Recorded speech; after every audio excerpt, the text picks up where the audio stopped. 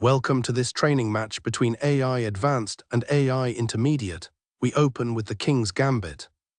A romantic and aggressive choice. White is essentially offering a pawn to divert black's center and open the f-file for an attack. The most direct response. It puts the burden of proof on white to show that the initiative is worth the material. Black accepts the gambit and takes the pawn on f4. It's a common theme in the King's Gambit. White loses the right to castle, but black's queen can become a target if she overextends. Black immediately strikes with the queen check on h4, forcing the white king to f1. A sharp decision. Look at the heat map, the board is turning purple. There are contested squares everywhere as both sides fight for the center. White plays bxd5, giving up the bishop for a central pawn. A sensible move. After the chaos of the first 10 plies, black wants a secure base before deciding how to handle the center. Black tucks the king away with a quick castle. They're trying to clamp down on f4 and restrict white's options. It's a spatial claim, but it creates some long-term weaknesses around the king. Black pushes g5, attempting to solidify the king side. Trading the bishop pair for a structural advantage. Doubling white's pawns on the c-file makes the queenside much harder for white to coordinate. Black eliminates the knight on c3 with the bishop. It's an awkward spot, but moving the king now might just walk into a discovered attack. Patience is key here. A strategic pause. Neither side sees a clear breakthrough in the center, so they are probing the edges to see where the tension breaks first. The white king remains on f1 for now, avoiding any premature moves. We see a slow expansion on the queen side with a5 and a4. This is the turning point.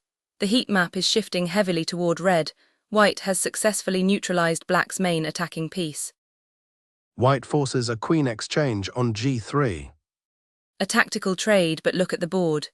Despite the trade, the tension is high. We've returned to a purple contested state. Black takes the bishop on b3, removing a powerful piece from the board. Simplification. When you have a slight edge but a messy position, trading pieces often clarifies the path to victory. White trades off the rooks on f8. A desperate attempt to create counterplay. It's a bit optimistic, given how restricted the rest of black's army is. Black captures on e4 with the knight. White is gaining space. The board is turning red again as white's pieces begin to dominate the available squares. White pushes h4, followed by black's response h5. White removes the only piece black had left that could actually create threats. The grip is tightening. The knights are traded on d6. Clinical, by giving up the exchange, white completely dismantles the remaining black defenses. It's a calculated liquidation. White plays a surprising rook sacrifice on f6. The heat map is balanced for a moment, but the reality is different. White has a clear plan: promote the a-pawn.